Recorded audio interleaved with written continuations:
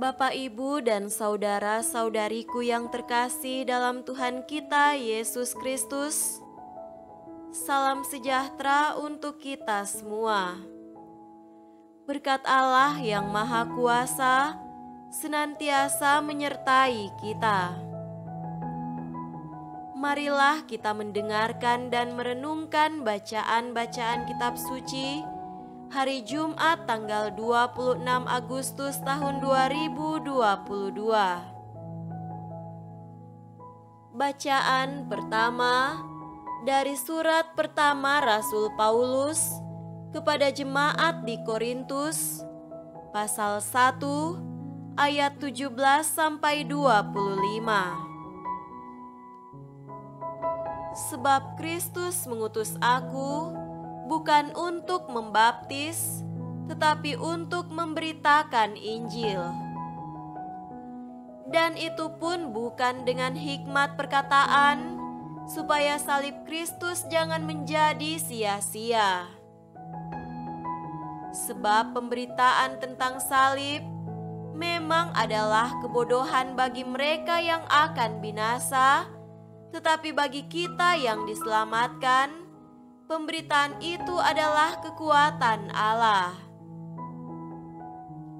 Karena ada tertulis, aku akan membinasakan hikmat orang-orang berhikmat, dan kearifan orang-orang bijak akan kulenyapkan.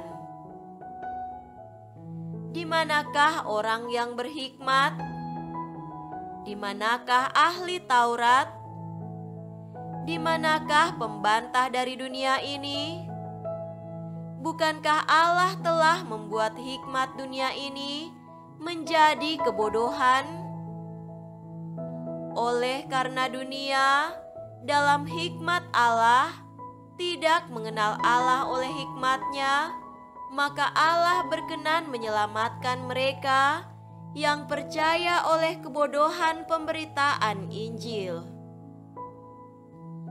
Orang-orang Yahudi menghendaki tanda dan orang-orang Yunani mencari hikmat, tetapi kami memberitakan Kristus yang disalibkan. Untuk orang-orang Yahudi, suatu batu sandungan, dan untuk orang-orang bukan Yahudi, suatu kebodohan, tetapi untuk mereka yang dipanggil, baik orang Yahudi maupun orang bukan Yahudi, Kristus adalah kekuatan Allah dan hikmat Allah. Sebab yang bodoh dari Allah lebih besar hikmatnya daripada manusia, dan yang lemah dari Allah lebih kuat daripada manusia. Demikianlah sabda Tuhan. Syukur kepada Allah.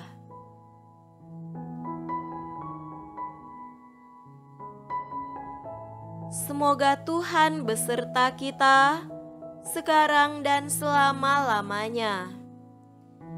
Inilah Injil suci menurut Matius. Dimuliakanlah Tuhan. Injil Matius pasal 25 ayat 1 sampai 13. Pada waktu itu, hal kerajaan sorga seumpama 10 gadis yang mengambil pelitanya dan pergi menyongsong mempelai laki-laki. 5 di antaranya bodoh dan 5 bijaksana. Gadis-gadis yang bodoh itu membawa pelitanya, tetapi tidak membawa minyak, sedangkan gadis-gadis yang bijaksana itu membawa pelitanya dan juga minyak dalam buli-buli mereka. Tetapi karena mempelai itu lama tidak datang-datang juga, mengantuklah mereka semua lalu tertidur. Waktu tengah malam, terdengarlah suara orang berseru, "Mempelai datang, songsonglah dia." Gadis-gadis itu pun bangun semuanya, lalu membereskan pelita mereka. Gadis-gadis yang bodoh berkata kepada gadis-gadis yang bijaksana, "Berikanlah kami sedikit dari minyakmu itu, sebab pelita kami hampir padam."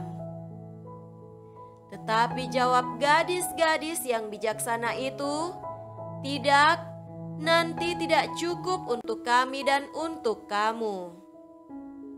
Lebih baik kamu pergi kepada penjual minyak dan beli di situ."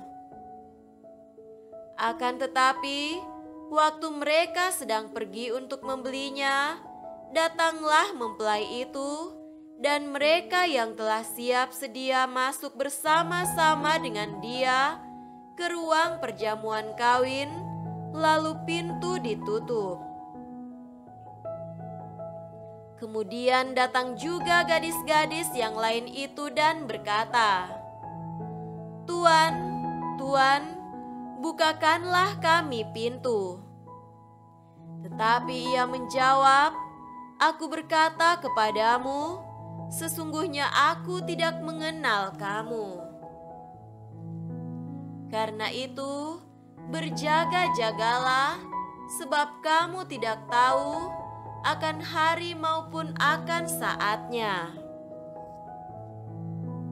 Demikianlah sabda Tuhan. Terpujilah Kristus.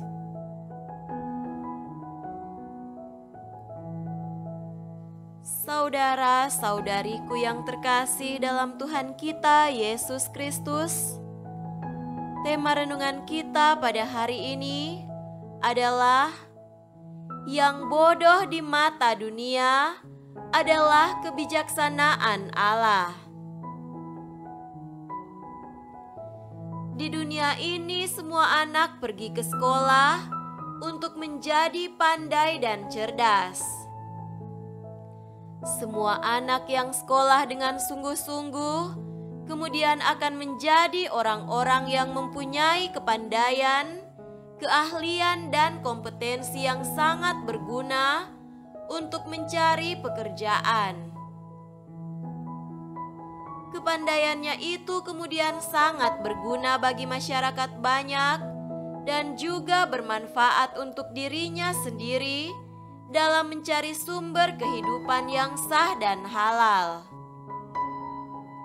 Tentu kepandaian dan kecerdasan seperti ini adalah sangat baik, sangat diperlukan oleh setiap orang, dan sangat bermanfaat bagi hidup manusia.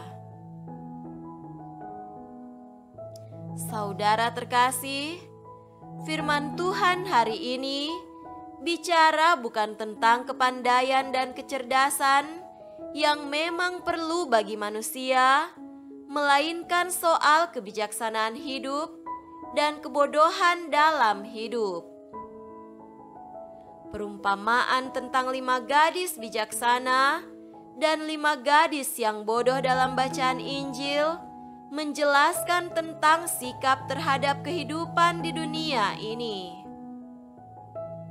5 gadis yang bijaksana membawa obor dan buli-buli minyak, artinya mereka berjaga-jaga, siap sedia, memperhatikan apa yang perlu bagi hidupnya. Sedangkan 5 gadis yang bodoh itu hanya membawa obor tanpa membawa persediaan minyak. Mereka tidak memperhatikan keadaan dan kemungkinan berapa lama harus menunggu. Mereka tidak berpikir bahwa mungkin obor sudah kehabisan minyak dan waktu menunggu belum selesai. Kepada kita diajarkan sikap untuk berjaga-jaga, waspada, memperhatikan masa depan dan masa penantian kita akan datangnya hari Tuhan atau saat akhir hidup kita. Santo Paulus mengingatkan kita tentang perlunya iman kepada Kristus yang tersalib sebagai bekal perjalanan hidup kita di dunia ini, bahkan minyak dalam buli-buli sebagai cadangan obor iman kita supaya tetap menyala. Iman akan Kristus yang tersalib atau Tuhan yang berkenan mengalami kelemahan kita supaya dapat menyelamatkan kita adalah kebodohan untuk orang Yunani dan batu sandungan untuk orang Yahudi. Iman kepada salib Kristus adalah tidak masuk akal bagi orang Yunani, dan untuk orang Yahudi itu sama saja dengan menghinakan dan menghujat Allah yang Maha Kuat dan Maha Kuasa.